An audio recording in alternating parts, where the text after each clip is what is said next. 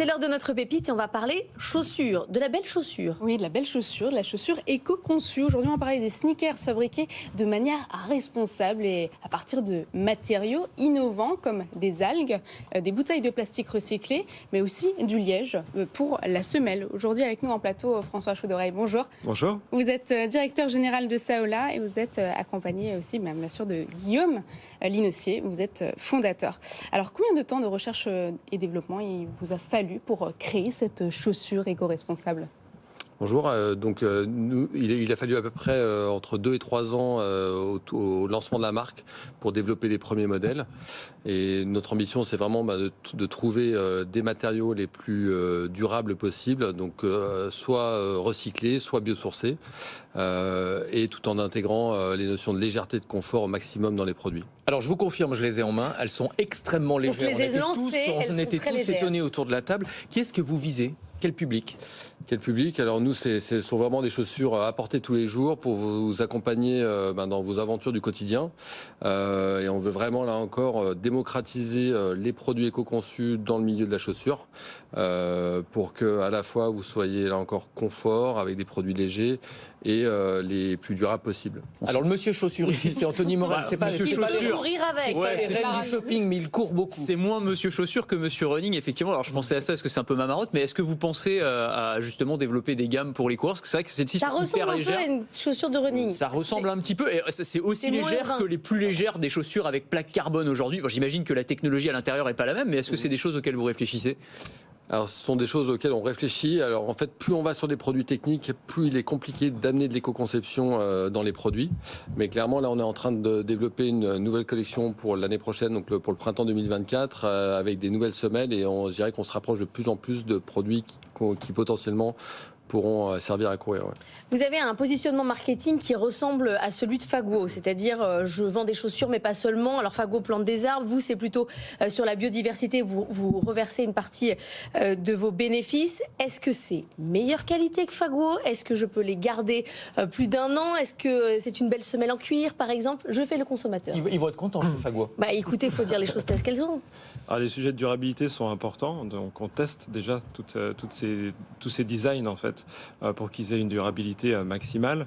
On simplifie aussi beaucoup la Bill of Materials, donc toute la nomenclature de la chaussure pour avoir le minimum de matière pour optimiser ensuite la recyclabilité dont on parlait. Et puis, oui, en fait, aujourd'hui, les tests montrent et les utilisations après 5 ans de commercialisation montrent que les gens les gardent 1 à plusieurs années et c'est très important. La difficulté avec les sneakers, c'est qu'il y a énormément de matériaux différents dans leur composition, ce qui les rend très très compliqués à recycler. On estime qu'en France, 300 millions de paires de sneakers terminent à la poubelle chaque année. C'est un vrai problème. Comment est-ce que vous allez apporter votre pierre à l'édifice ? Alors en simplifiant le nombre de matières déjà, ouais. Donc on a une seule matière sur la tige, donc sur le haut de la chaussure, et ensuite on a 2 matières finalement sur la semelle. Sur des Nike, on a jusqu'à 35 matières différentes Voilà, sur certains modèles. Et le problème vient de là, et encore là, il pourrait y avoir des inserts métalliques, d'autres choses qui viendraient encore complexifier le process de recyclage. Donc nous, on a simplifié tout ça, en même temps que la légèreté, pour essayer de faire quelque chose qui soit recyclable au maximum et réutilisable ensuite, soit en chaussures, soit dans d'autres filières industrielles, mais réutilisable dans tous les cas. Pourquoi les éditeurs de la sneaker s'y mettent plus de temps à proposer une alternative responsable, une alternative durable pour réduire l'empreinte carbone ? C'est plus compliqué de construire une chaussure durable plutôt qu'un vêtement durable ? La complexité vient là encore du nombre de matériaux nécessaires à la fabrication de la chaussure, et il y a un vrai coût supplémentaire à la mise en place de produits éco-conçus. Enfin, tous nos matériaux coûtent plus cher que des matériaux classiques, et donc après ce sont des choix d'entreprise au niveau des positionnements prix, des marges, et souvent dans les marques établies, la difficulté d'absorber des coûts supplémentaires est assez forte. Justement, est-ce qu'on peut parler du prix ? Un sondage YouGov en 2022 disait que 4 personnes sur 10 en France seraient prêtes à payer plus cher pour des baskets plus durables et plus respectueuses de l'environnement. Ouais.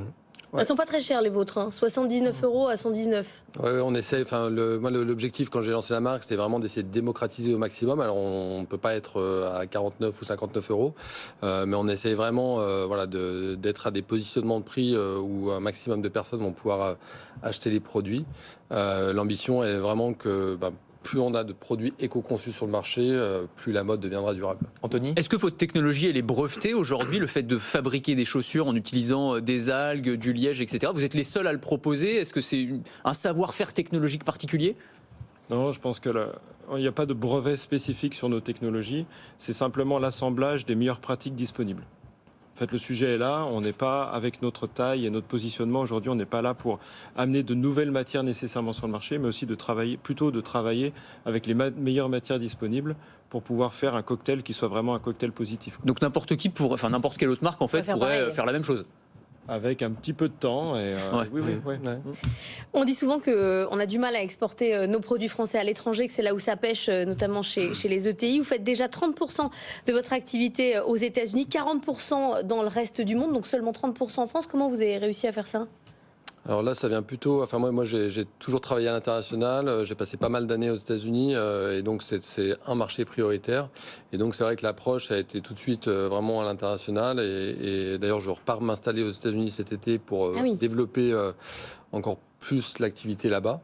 Et donc on considère, je dirais, alors on a des pays cibles et principaux, mais on considère chaque pays aussi comme étant aussi important qu'un autre, et entre autres que la France. Donc voilà, donc on a une approche vraiment internationale dès le départ et dès le lancement de la société. Merci beaucoup à tous les deux d'être venus ce matin.